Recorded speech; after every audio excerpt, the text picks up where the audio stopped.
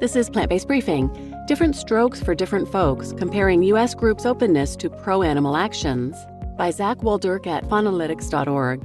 And I'm Marian Erickson, and this is the curated content plant-based podcast where I narrate articles on plant-based, healthy, eco-friendly living with permission in about 10 minutes or less every weekday. Today's is from Faunalytics. They were actually part of yesterday's article, even though it was written by Sentient Media.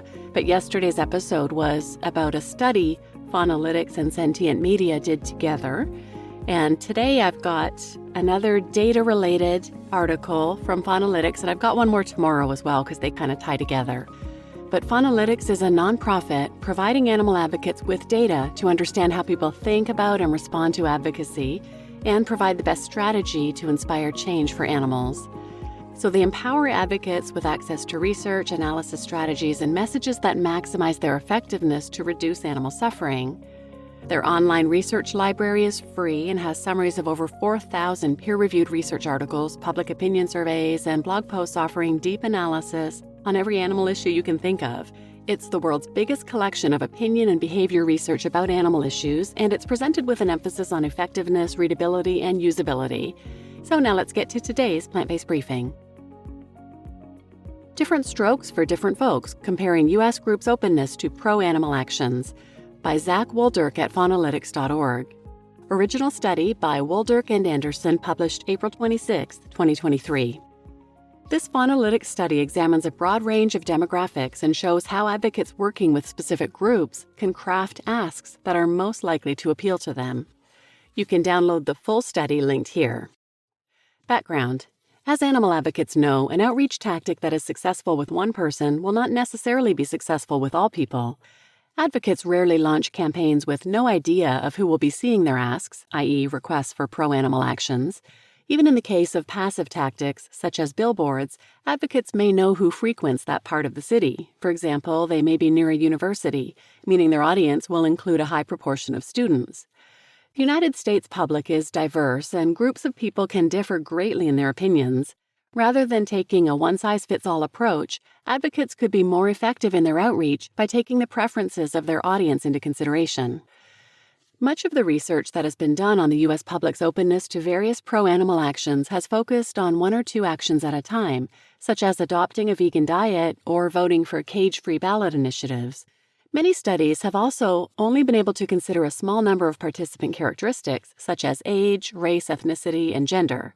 As a result, the amount of data comparing asks and characteristics has been limited. Through a survey of thousands of U.S. residents, we add much-needed data on the various segments of the U.S. population to animal advocates' tool belts. Our results show how likely different segments of the U.S. public would be to take 18 different pro-animal actions. These results also allow advocates to compare subgroup differences across approximately 20 different characteristics. Advocates working with a particular group can compare which asks are more likely to appeal to them. For example, people with children in the home, people in rural areas, or people who are concerned about climate change. Alternatively, advocates working on particular asks can see which segments of the population may be the most likely to support their campaigns. For example, adopting a vegan diet, not buying animal-based materials like leather, or writing a member of Congress about farmed animal welfare. Interactive Results Graphing Tool. In this report, we present notable findings from the study. However, we have also created an interactive graphing tool to let you easily view any and all results of interest. For simplicity, this tool displays the proportion of a particular group that answered in an affirmative way, very likely/strongly support, likely/support, or somewhat likely/somewhat support. You can view the interactive results graphing tool linked here. Key findings. Number 1. The groups who are most and least likely to take pro-animal actions are often divided along political lines. For example, 84% of Democrats would vote for a ballot measure aimed at improving conditions for farmed animals, compared to only 56% of Republicans.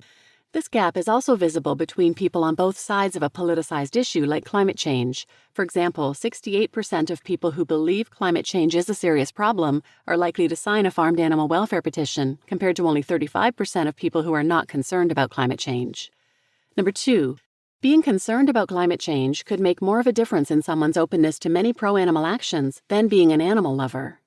As you might expect, people who identified as animal lovers were much more open to pro-animal actions than non-animal lovers. However, the differences between climate-concerned people and non-climate-concerned people were often even bigger. For example, climate-concerned people were 45 percentage points more supportive of Meatless Monday school lunch policies than non-climate-concerned people. Animal lovers were only 19 percentage points more likely to support this type of policy than non-animal lovers. Number 3, Black, Indigenous, and people of the global majority, BIPGM, individuals are often more open to pro-animal actions than white people. However, the degree of openness depends on the action.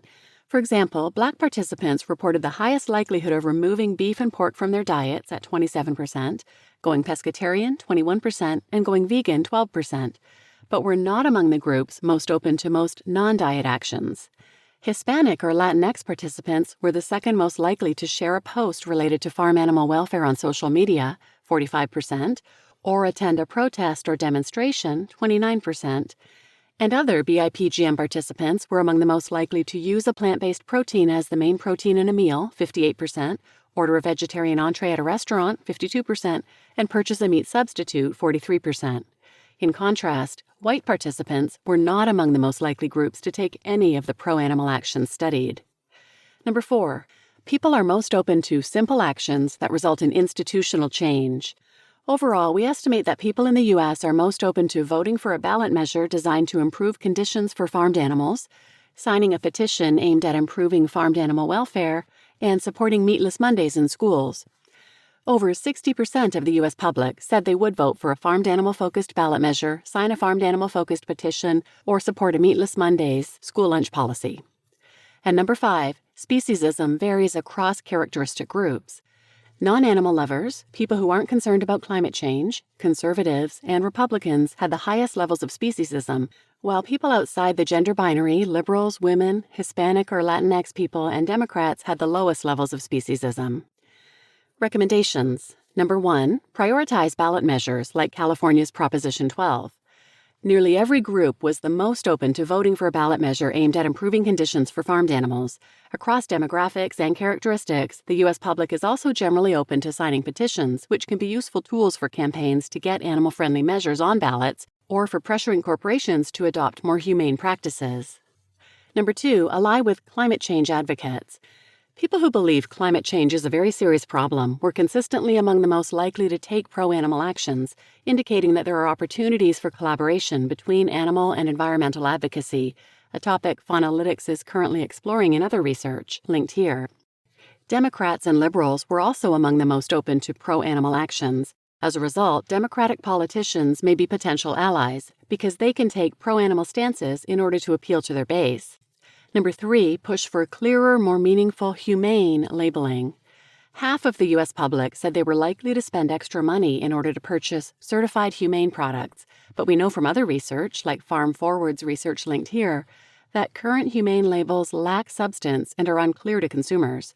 U.S. shoppers care about the conditions farmed animals are raised in, and improved labels will ensure they aren't purchasing humane-washed products. Number 4, combine the tractability numbers from this study with estimates of animals affected to evaluate the relative impact of various approaches. For example, advocates and researchers could compare the number of lives saved by getting people to go vegan versus by implementing Meatless Mondays in a school. See data linked here.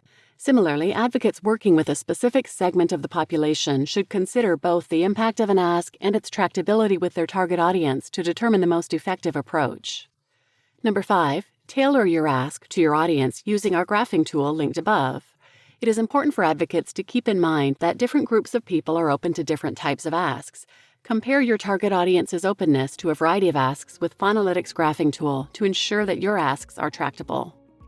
And number 6, focus on the groups who are most open to your asks.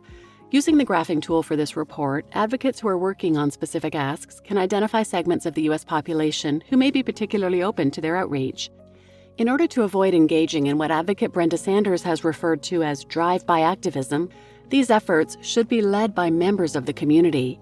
A study like this one that hinges on group differences inevitably encourages advocates to target groups on the basis of visible characteristics, an approach with a lot of potential for harm if not done thoughtfully. You can read more about this issue in the conclusions section. Applying these findings, we understand that studies like this have a lot of information to consider and that acting on research can be challenging. Faunalytics is happy to offer pro bono support to advocates and nonprofit organizations who would like guidance applying these findings to their own work. Please contact us for support. You just listened to Different Strokes for Different Folks, Comparing U.S. Groups' Openness to Pro-Animal Actions by Zach Wulderk at faunalytics.org, and I'm your host, Marian Erickson. This is great information, and I highly recommend checking out the results graphing tool. As always, I put a link to the original post in the show notes so you can find it from there, or you can just Google faunalytics.org and look for this article as well. So please share this episode with anyone who might benefit, and thanks for listening.